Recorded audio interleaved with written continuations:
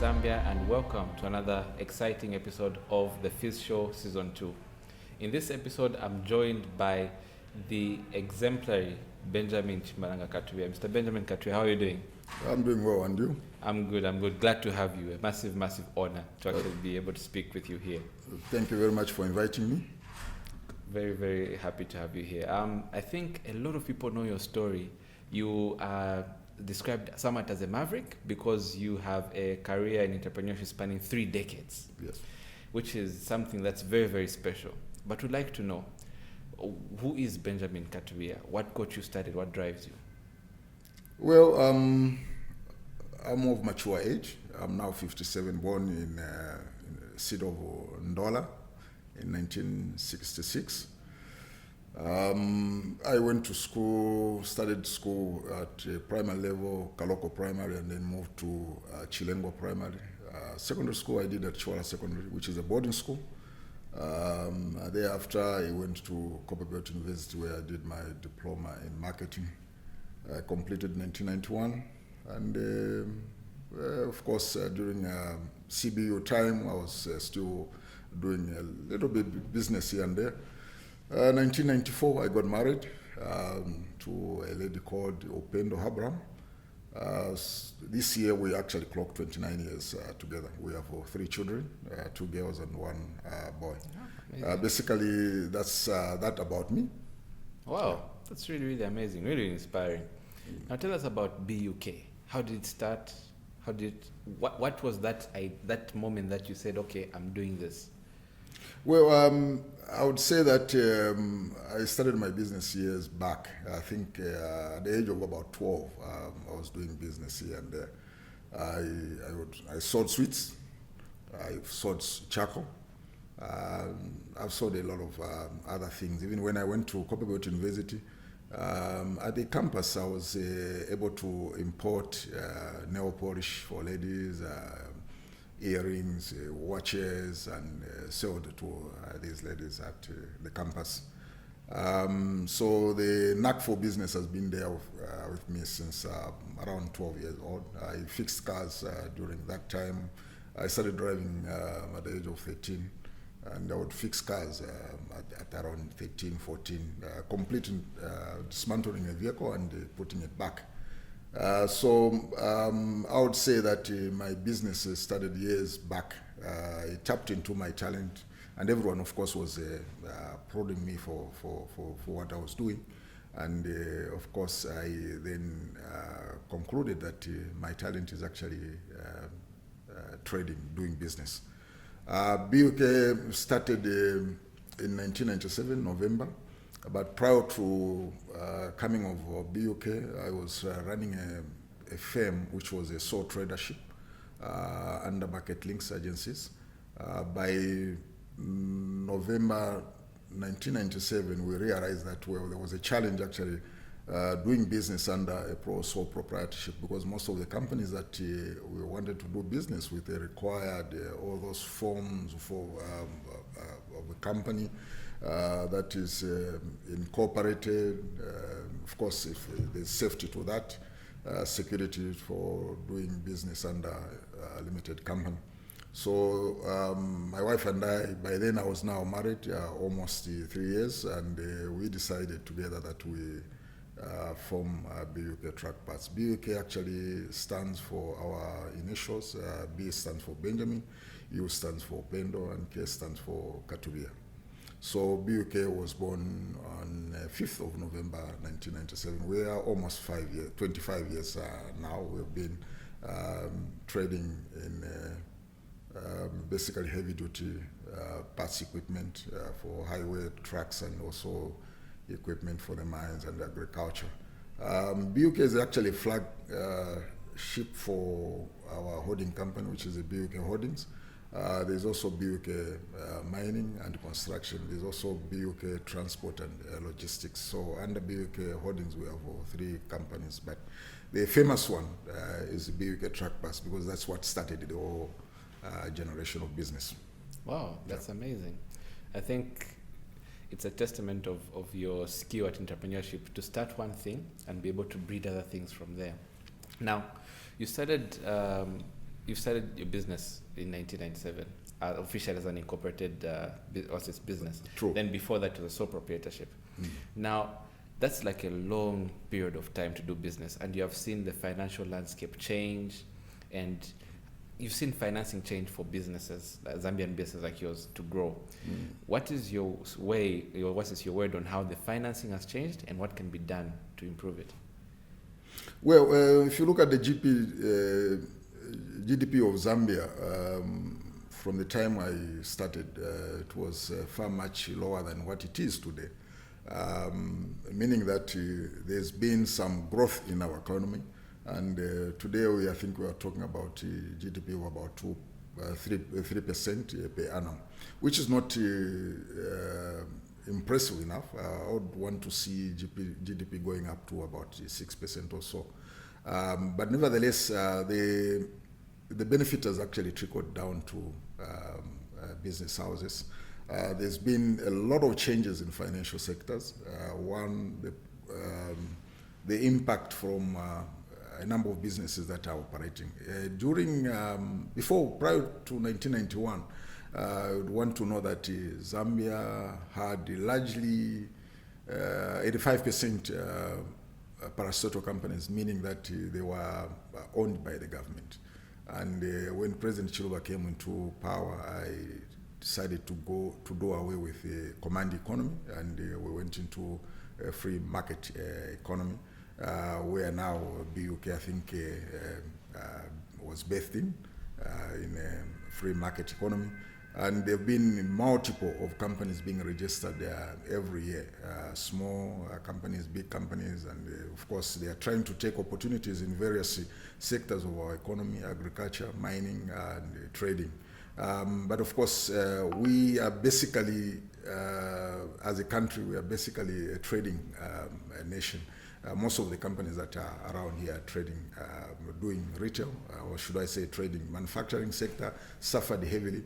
Why? Because of the imports, cheap imports coming from South Africa and also from the Far East. But nevertheless, in terms of financial sectors, it's also evolving, the impact, of course, has been proportionate direct to the growth of these SMEs in Zambian market. But of course, there's still been a lot of challenges. Why you hear most enterprises, they'll start today, 3 years later they're closed, 5 years they're closed. Or some enterprises, they just remain on paper because folks out there, or founders or entrepreneurs are failing to raise capital. So there's still been a lot of challenges in the financial sector. But I think we've taken some steps forward as compared to when it was in 1991 or prior to 1991. Prior to 1991, we had fewer banks, mostly Zanaco and a few Grindless Bank and a few others. But today, I think we have about 23 commercial banks, which speaks volume about the growth of financial sector in Zambia. Oh, that's really amazing. And I think it's good for our country to continue evolving. Hopefully more banks come on board and more financing is available for businesses. Now, you've said your career basically started in 1991, possibly even before then. In the time that you've managed to keep the business running, most Zambian businesses tend to die at 5 years, for example. What would you say has been your leadership style, management style? What has kept you in the game? Well, that's a tricky question. I don't want to beat the drums for myself. I would say, my leadership style, my own assessment hasn't been that impressive, but I don't know what others would say about me. The truth of the matter is that I've also got my own weaknesses, but the truth of the matter is that I remain a resolute person, focused. I'm one person that loves people, and even those that are around me. I've worked well with so many people that have contributed to the growth of my company. So, what they say out there, I don't know. But the truth of the matter is that I'm a human being. I've also got my own weaknesses. In terms of leadership in management, I should be saying I'm there. That's why BUk is still existing up to today. Oh, that's really amazing. And you're quite a maverick because you're also a published author. So tell us about getting to be an author and your books. How did you go there? Well, one person that likes reading. My iPad is full of books. If you come to my home, I'm sure you have been to my home, you will see shelves with a lot of books. I have more than 500 books. Business books, religious books, psychology books. I read all that. It's important to acquire knowledge. But coming to authorship of my 4 books, I've actually authored 4 books. 3 are actually based on business. The first one was the Winning Entrepreneur. There's now a second edition which has got more meat because over the years, from the time that I first wrote it, the things a lot have happened. So I had to add more information, narratives to the first book. So there's a second edition which is already on Kindle. And then there's also a book titled When God Seems at a Distance. When God Seems at a Distance. It's also on Kindle. This is my own experience. I think from 2015 to date, I've had a lot of turbulences in my life. Basically business, and of course extending to social, where I now had to put things in a book. I'll come to the reason why I put it in a book. And the latest one is actually Entrepreneur's Blindspot. Entrepreneur's Blindspot. I'm talking about the last 7 years where I had a lot of turbulences in business. And the 2 books, When God Seems at a Distance and the Entrepreneur's Blindspot, basically thoughts about the events that took place in my life, and I'm trying to encourage somebody out there. For the Entrepreneur's Blindspot, usually we read books about success stories. We have had too much of that. They are motivational in a way, but why don't we speak about the challenges that entrepreneurs face? So I had to put those challenges based on my experience and the experience of others. And what the Bible says, the way out to these storms that an individual, a corporate would face. It's simply to help somebody out there. Just like when God seems at a distance, we begin to ask a number of questions. Why is God letting all these what and why is God allowing? We don't need to begin to ask those questions. Things happen. Challenges come and their season, depending on how you respond to it. I'm not saying how you react to it. I'm saying how you respond to it. Because responding and the reaction, they're two different. The reaction is out of emotions, but responding is out of calculated moves to take you out of the storms. So these books, it's just like you, Cedric, if you want to go and climb Mount Kilimanjaro, they won't allow you. The guys there won't allow you. They first make you camp there for about 7-10 days. They teach you how to climb mountains, and they'll tell you the terrain, they'll tell you the weather, they will tell you the geography of the mountain itself, Kilimanjaro. And they will also look at your fitness before they allow you to climb. So basically, just like the Bible and the other books, there are so many stories of folks that have faced the storms. And those are not there the stories are not there to entertain us. They're simply as a guide to those that are coming. I'm one person that loves people, and my experience, I'm simply saying, let me share it with others. In case they move blindly, they fall into the same traps that I fell in. So basically, those are about my books. I'm one person that love to keep my memoirs. Many people don't want to keep memoirs because maybe they have secrets here and there. And to me, I keep my memoirs, and I want to share those memoirs with others. So those that want to hear from me, they will hear from me. So basically, my books are all inspirational, not motivational. In a way, yes, they could be motivational depending on how you look at it, how you take it, the information that you get it. But they should inspire somebody to say, well, if this man had faced this, then I can also face it, and these are the consequences, and these are the roots, these are the way out. So basically, for me, my books are my memoirs, and also to help others out there.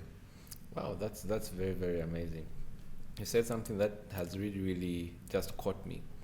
Differentiating between a response to a circumstance and a reaction to it. I think probably we will have another episode to just go into that in depth. But you're also known to be very passionate about the youth. And youth unemployment is quite high. Do you think enterprise is an effective solution for the youth unemployment? Or what can government do to sustain youth enterprise? Well, I'm not going to speak on behalf of the government, because I'm not in government. Yes, I'm a citizen of this country. All I can say is that the government have their own way of doing things. But I can simply say that I've seen positive things coming out so far from this government. That is the creation of small-scale enterprise, and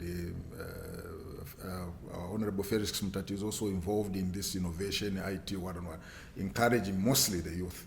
The future of this country is actually in the youth. In Bemba we say, imiti kula empanga. So basically the future of this country is in the youth, and also entrepreneurship. Today we have a very high unemployment rate. Statistically, we hear that it's about 25% youth unemployment. The general unemployment is about 13%. But when you say 25%, that's a huge number. In other countries, it can even bring the collapse of the government. But again, when you look at the population rate, growth rate in Zambia, basically, just recently I was reading at 3.2.5%, but I had a figure before which was 2.7. That's one of the highest growth rate in the country, meaning that every year the population of Zambia is growing. And every year there are thousands of students that are being released from our colleges and universities. And when you look at the growth of industry in Zambia, the government is not involved in business. The government should not be involved in making bread. The government should not be involved in transportation.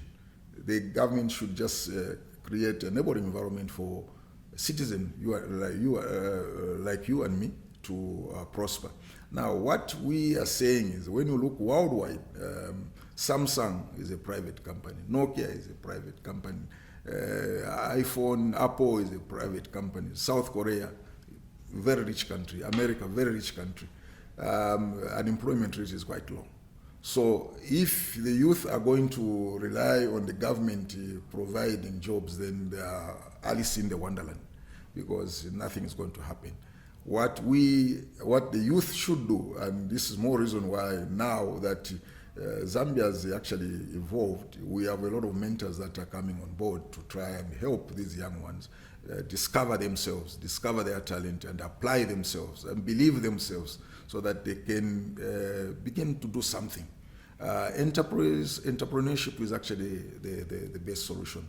We want to come out of that picture of, well, once I graduate, I'm going to find a job. I, for one, I can tell you, I've never worked before. I've never been in formal employment before. So I formed my own corporation. I employ myself. I'm not an employee of BUk. I'm an entrepreneur, actually.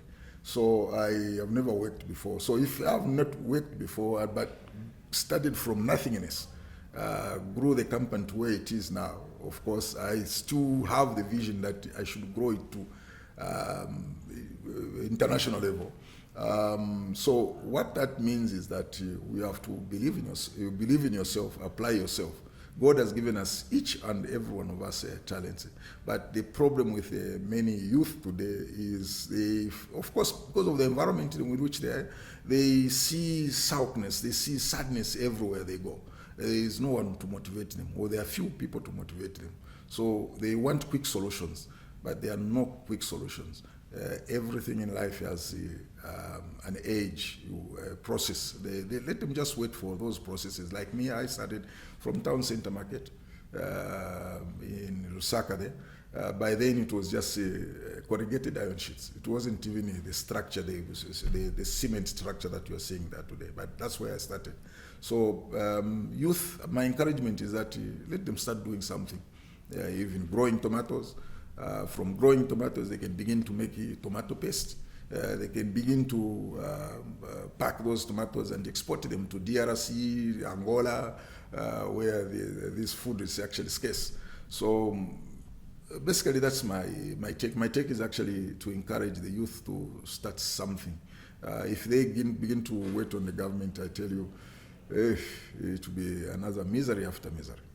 Wow, that's really amazing. You're such a wealth of wisdom. We'll definitely have to have more episodes.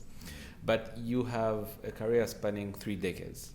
You've taught us how you started your first business and it bred other businesses as well.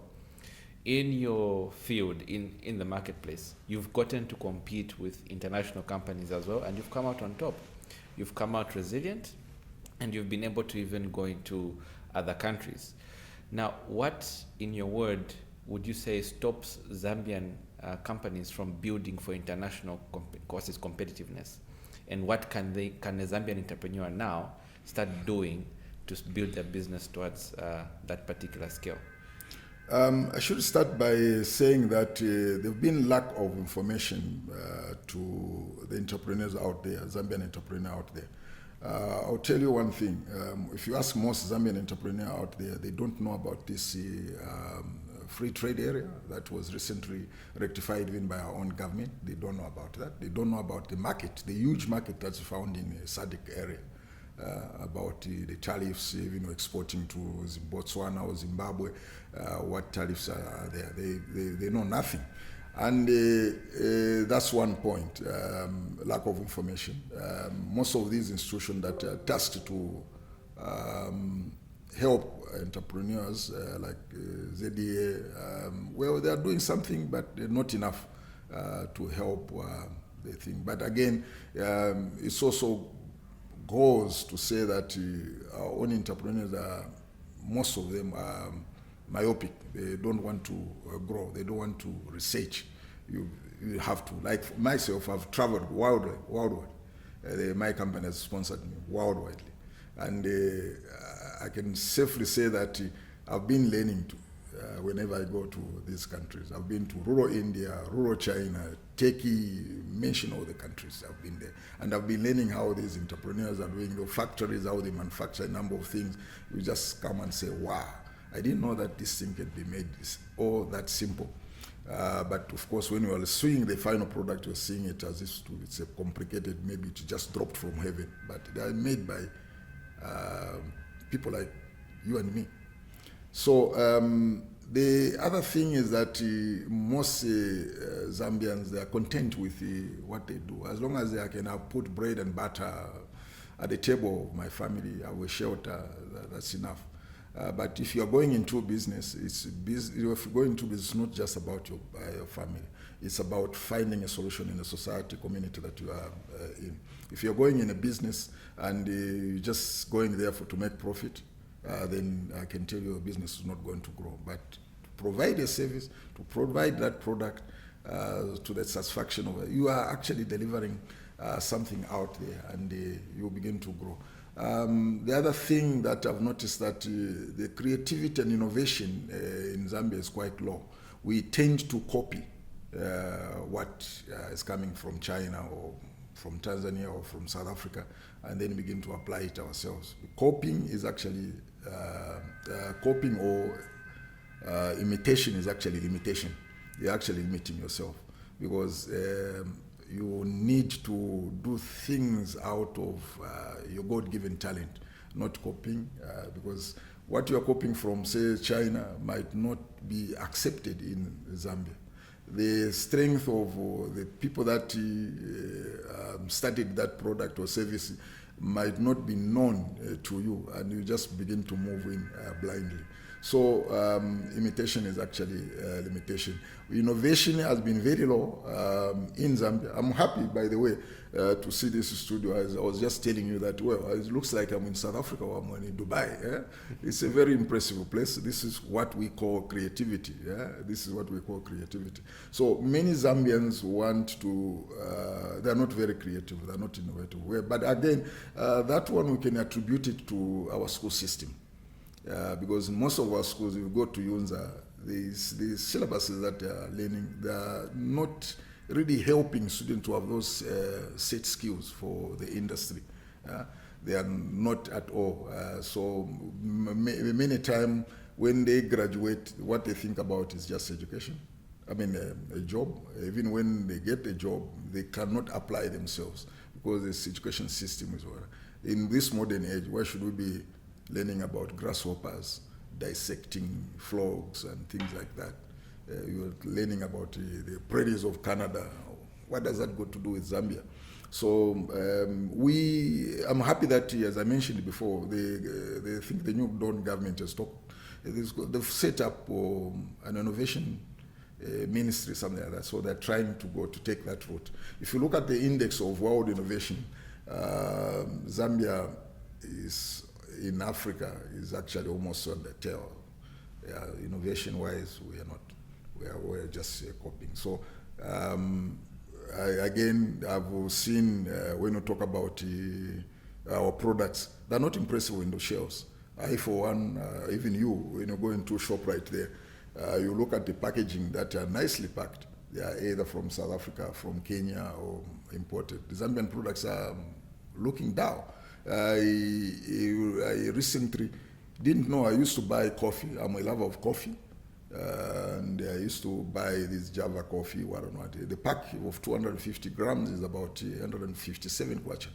And recently I just said, well, let me try, and by that day I was actually broke. Let me try the Zambian one, Kasama coffee, poorly packed.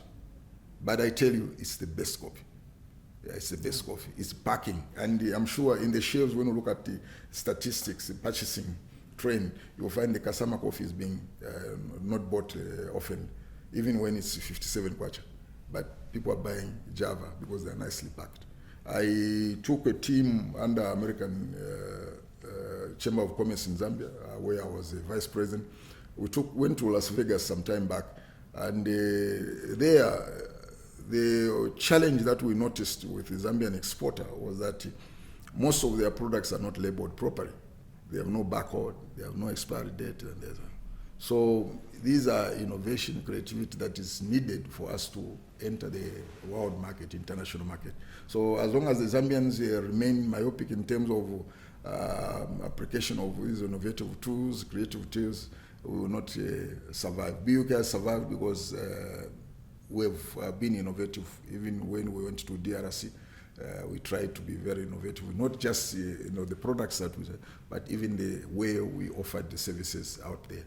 BUk has remained resilient and on the market for this long because of the innovation. Right now, in the last 3 months, I've been very just glued to the desk, helping my team to come up with the innovative ways of, because of competition, we need to come up with a unique formula, a unique product delivery, pricing, in how to reach out to our customers so that the customers can remain satisfied. We are one company that have also introduced that we're free deliveries within the radius of 50 kilometers. Anyone else will charge you. So those are innovation. Innovation should not just be in the product, but even in the management of it, delivery part of it, it should be innovative. Oh, that's very, very rich. I think you are quite wide-read. It's very, very much seen. And you're actually also a member of the Zambia Institute of Marketing. Yes, I'm a fellow there. Yes. Yeah. So it's funny you mentioned packaging. So being a member of the marketing side, I'm sure packaging is part of the marketing process. From the time that you started till now, how have you seen the marketing landscape for Zambian businesses change and evolve? Yeah, with the coming of technology, things have changed tremendously. The market of 20 years ago is no longer the same. And you see even consumer preferences, consumer needs keep on changing, wants keep on changing because of what we see on social media, what we see in the media, what we are seeing on the internet. So everyone beginning to change in the way they perceive things. And as such, the market itself is evolving. That's why marketing is under social science. There's no one formula that takes it all.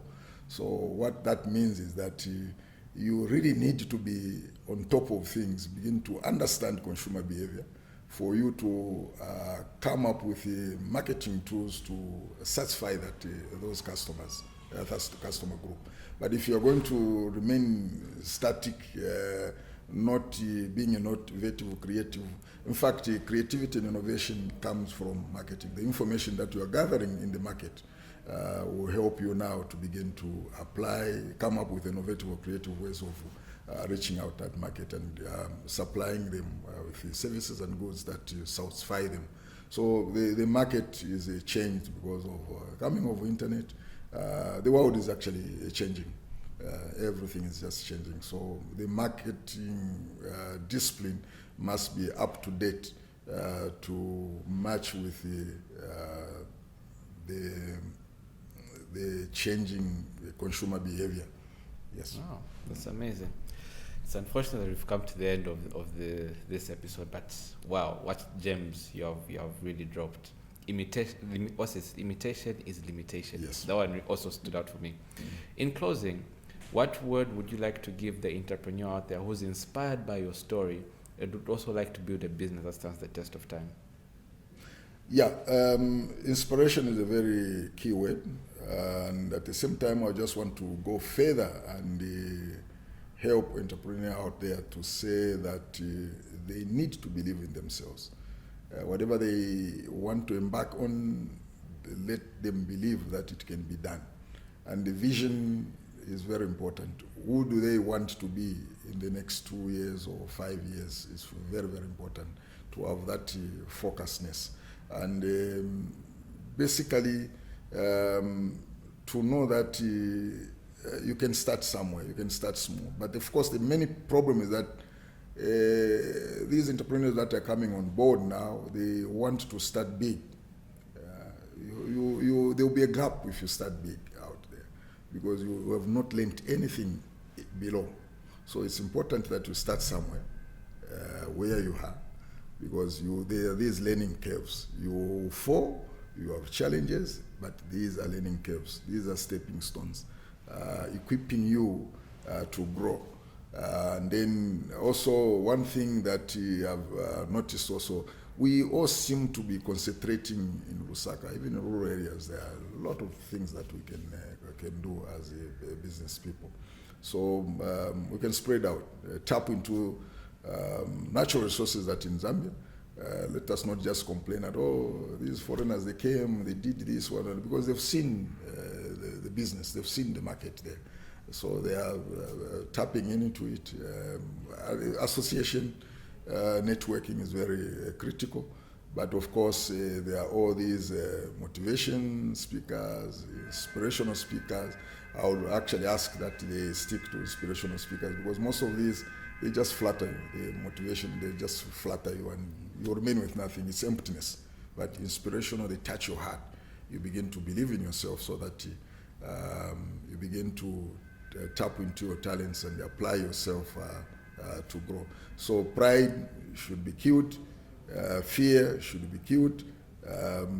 Networking is key to success. I know very well that there are a number of people that have come on board trying to disseminate a lot of information. So with that we can learn from. And fear again, let entrepreneurs reach out to people that have inspired them, instead of just sitting back and watching from afar. Wow, he's gone with the Bains. Oh, wow, he's flying. You reach out to them. Do not fear. Most of these are good people. They mean well. They can try and help entrepreneurs to grow. And some of them, they will just take you under their wings. Oh, that's amazing. I think I speak for the viewers as well to say that the time has been too short. We're definitely going to have you on again, because there's so much more that I feel we need to learn from you. Okay. You have so much to share. But unfortunately, we've come to the end of the show. Thank you so much for coming through. And thank you very much for inviting me. It's an interesting program. And I just want to thank you and the management for coming up with such a program. Young ones, entrepreneurs out there, they need to hear this so that they can be motivated, they can be inspired Thank you. Wow, thank you so much. That means so much. From Financial Insight Zambia, this has been Cedric Chuuma. Do tune in to our next episode and hope you've enjoyed this particular one with Mr. Benjamin Katubiya. See you next time and get to know.